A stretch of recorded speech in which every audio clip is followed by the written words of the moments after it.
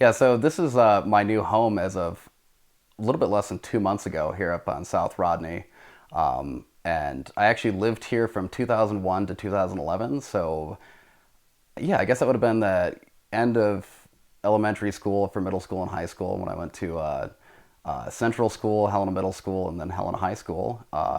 Commuted from here every day for that. So, this place is kind of special to me because it's my childhood home, and so I have a lot of memories of growing up here and going through the neighborhood. But it's also kind of my new project is changing it and making it my own. My mom jokes and says that it's me peeing in all the corners like a dog, like marking my territory as doing a little bit of remodeling and painting everything and changing it to make it my own. So.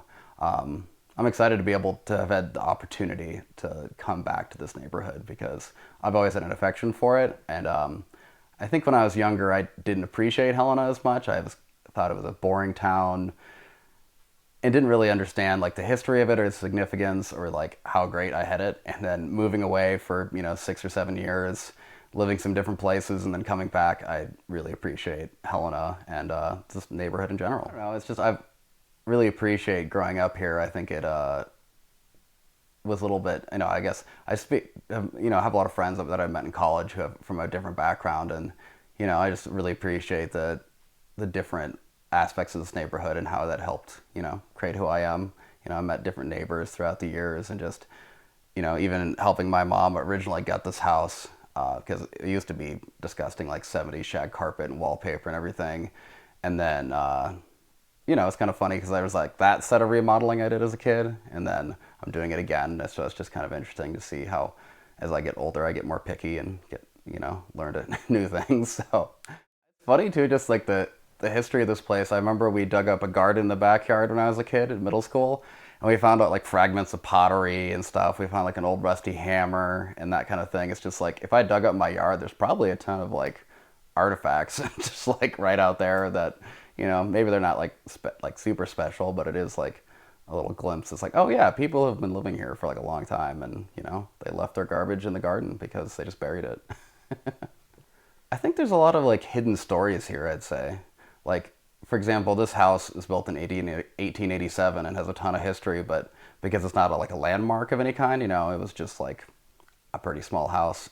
That there's so much history hidden around here that I think that people don't really notice when they're just driving by. They don't drive by and be like, wow, that house, like when that house was built, people were like, taking, horse-drawn carriages like on this street. That was like the first people to live in this house didn't own a car, that kind of thing, because no one did, or very few people around here probably had a motor vehicle. So I just think that's easy to overlook, especially if you're not from Helena and not particularly interested in, the local history. So, yeah. And it's fun to stop and read some of the plaques around here, and they kind of give you a feel for it.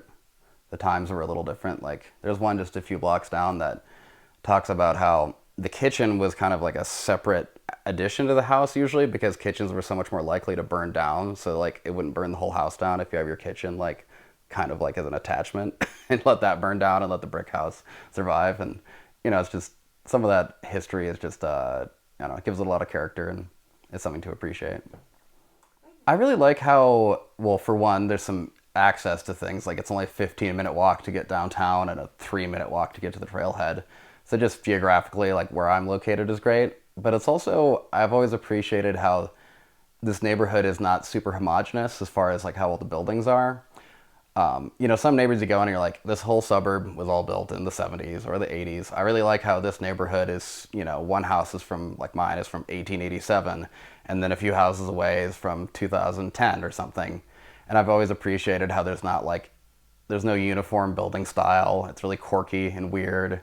None of my neighbors expect me to have a perfect lawn, some perfect, things like that. Because it's just like how quirky and weird and historic, but it's still really excellent and welcoming. It's a mashup of old and new. And then I also really like how even though it's like this is in town, like at least this end of Rodney is, still pretty close to nature. Like I found bear poop in my yard before, and like you still like, skunks and stuff like that, because we're just kind of right on the edge of town here. So there's a little bit of that, and then just the mashup of different eras of buildings, and just the, general terrain around here is just a little funky. It doesn't look like, some other parts of America look, you know, like the suburbs. A lot of places, nothing wrong with that, but it looks very homogenous, and everything here is different. Every house, every block, and I appreciate that. So I hope it doesn't get overly gentrified. One thing I'm a little worried about is that, for example, I work in the service industry, and it's pretty rare for people in the service industry to be able to like afford a house to begin with, but then also like I worry with house prices going up and that kind of thing that just general like normal working class people in the service industry and the lower incomes might get priced out of this neighborhood. That's kind of a concern of mine because I don't want it to become all, I'm gonna do a little bit of remodeling at my house, but I don't want every house to be here to be super nice, and I don't want to have to feel pressure to have a nice yard. But so that's one thing I'm a little worried about. That's a thing happening in Helena in general, but I think that'll happen to the Rodney Street neighborhood as well. So I'd like to have this neighborhood be somewhere that there's a place for a wide variety of different people to live. So.